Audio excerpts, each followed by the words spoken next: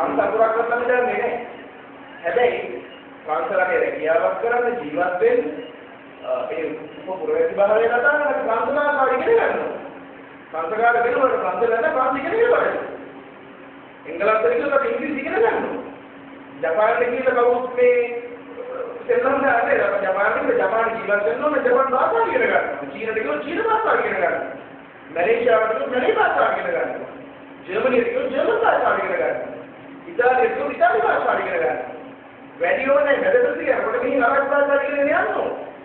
එහෙම තත්ත්වයක් ඉතින් මේ රටේ බූරු පාලක අපිට කියනවා මේ අපේ ප්‍රජාව පරිපාලන විභාගවල දෙමළ නිවාසය දෙමළ ඉගෙන ගන්නවා. මොකක්ද මේ ලෝකේ කොහෙවත් නැති නිවට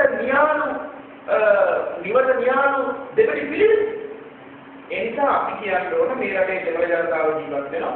ඔව් අපි ඒක පිළිගන්නවා. අපේ රෝදර ජනතාව මේ කියන ගැටලු වලට මුළු උත්තරයක් ඒගොල්ලෝ කරුණාකර සිංහල ඉගෙන ගන්න.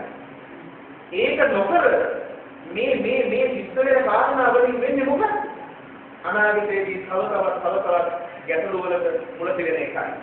එතකොට දැන් මේ අන්තරාදී මුස්ලිම් වරුන්ගේ ප්‍රහාර වලින් මෙදෙන්න පාකිස්තානයේ වෙන කතෝලිකයන් ගැන අනුකම්පාව තියෙන කාදිරතුමාලගේ කතෝලික සභාව විසින් මෙහෙවන සංවිධාන ගණනාවක් හිරිකිතයකින් තොරව එන්න බලන්න බෞද්ධයන්ට බලන්න හැටි. මොකද ඔය කතෝලික පූජකයෝ අනිත් ඔය ඉස්ලාම් පූජකයෝ මේ තමන්ගේ ගැරණියට අපිට ගහලා සිංහලත්වයට වැඩි යම් ප්‍රකාශ කළාට ඒගොල්ලෝ හම්බුනහම කියන්නේ අනේ අපිට තින් ඉතාලම හොඳට දෙවන තියෙන්නේ මේ සිංහල බෞද්ධයන්ගේ රටේ විතරයි. එහෙම කියන උන්දලා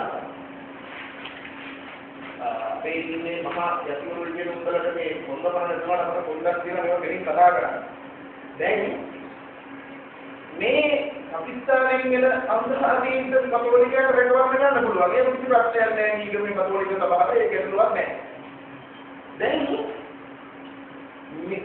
මේගොල්ලෝ මේක ඇවිල්ලා මේ ඔක්තෝබර් මාස 13 වෙනිදා කළා. නාරපත්‍රදී මේගොල්ලෝ කියනවා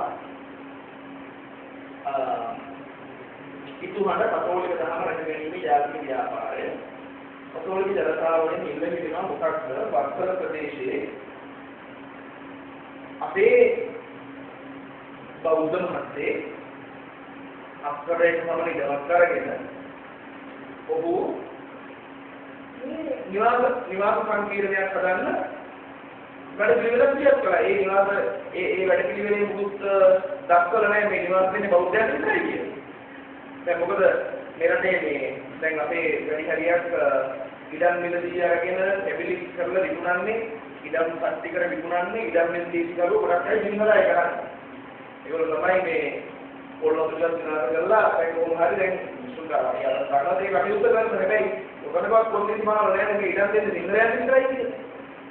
එහෙම ඒක අන්තවාදයක් අපේ නෑනේ. එහෙනම් මේ රටේ මේ ඕනෝන විදිහට මේ මුස්ලිම් අයට අනිතරට රියාක්ට් වෙන්නේ නෑනේ. එහෙම අන්තවාදයක් සිංහලයේ තුල නැහැ. බෞද්ධය තුල එහෙම එකක් නැහැ. මේ අන්තවාද වස්තුන්නේ කවුද? අපිද? ඒකට මේ කතෝලික අන්තවාදයක් නෙවෙයි. මොකක්ද කියන්නේ? මේගොල්ලෝ කියනවා හිතුණු ජන මූල ප්‍රදේශයක් වල වස්තර නිසා මේ වන විට අන්‍යාගමික කොටසක් ආක්‍රමණය කරමින් සිටින බව. කතෝලික ව්‍යාපාරිකයන් මෙලොවට ලබ කරන්නේ අන්‍යාගමික ව්‍යාපාරිකයන් වන අතර වස්තරසාවේ කතෝලික ජන ගණත්වය වෙනස් කරමින් කතෝලික ජනතාව සුළුතරයක් බවට පත් කරමින් කතෝලික ජනපදවල වෙනස් කිරීමට මෙවැනි දැලන්ත නිවාස සංකේතයේ කිරීමෙන් සිදුවන බවත්. එතකොට මේවා අන්තරාද නෙමෙයි. එතකොට මේ ජාතිවාදයේ හෝ ආතංකවාදයේ නෙමෙයි. දැන් අපි මේ රට තුළ හැබෑ විදිහට ක්‍රියාත්මක කරන ජාතිවාදයේ සමාජයේ නබරතුම අපිට කියනවා මේ සත්‍යවාදී නැත්නම් අසත්‍යවාදී අපි කතා කරන්නේ සත්‍යය හරිද? හරිද? ඉතින් මම මේක බලන්න මේ දෙපැති පිළිවෙල දැන් පාකිස්තානයෙන් එන මුස්ලිම් කතෝලිකයන්ලා කියන ඉතවුණු වෙන මේ මහා උන්දලා මේ සිංහල බෞද්ධ ව්‍යාපාරිකයෙක් නිවාස ව්‍යාපාරයක් හදන්න ගියාම උද්ඝෝෂණ කරත්තම මෙහි කතෝලික ධර්මයේ වෙනස් කරනවා කියලා උද්ඝෝෂණ. එතකොට මේ බෞද්ධ ප්‍රදේශවල ජාත්‍යන්තර පාසල් දාන්න දෙන්න. ෆැක්ටරි පටන් ගන්න පරමාණු ශාලා දාන්න. අපි හාමුදුරුවෝ කියලා සිංහලට ගැටුම් මොකද වෙන්නේ? බෞද්ධ කියලා ගැටුම්. ඒ නිසා අපි මේ මාධ්‍යම කියලා මේ පවක් මේ කියන්නේ අනිත්‍යයක් නෙමෙයි.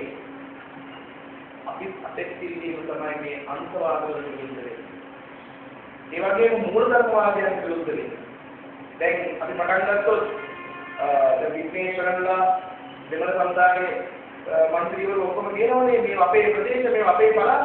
එතකොට මේ කොටවිල දෙමළ මිනිස්සු මොකද්ද කියන්නේ? මේක කාගේ ප්‍රදේශ? අපි කියනවා මෙහෙන දෙමළ මිනිස්සු දුරට යන්නේ කියලා. ඒ වගේ ව්‍යාපාරයක් මේ ආරම්භ කරනවද මේ හදන්නේ? අපිට කොහොමද අපේ කලින් විදිහට අපි ඔක්කොම විරුද්ධ කරගෙන ඉන්නවා මොකද මහජනන්නේ? ඒ නිසා එතෙන්ට නම් මේ යාගෙන නිවට වෙන්න නොදෙන බව අපි වගකීමෙන් කියන්න අවශ්‍යයි. කතෝලික සභාවේ මේ දෙපිඩි පිළිවෙලට අපි බරපතල විදියට එලා බැලුවා මේ පිළිබඳව වගේ පොදු වෙලිස්සන්නේ අවධානය යොමු කරන්න කියලා අපි මේ වැඩේ සමස්තයේ අවශ්‍ය වගකීම් ඉල්ලනවා.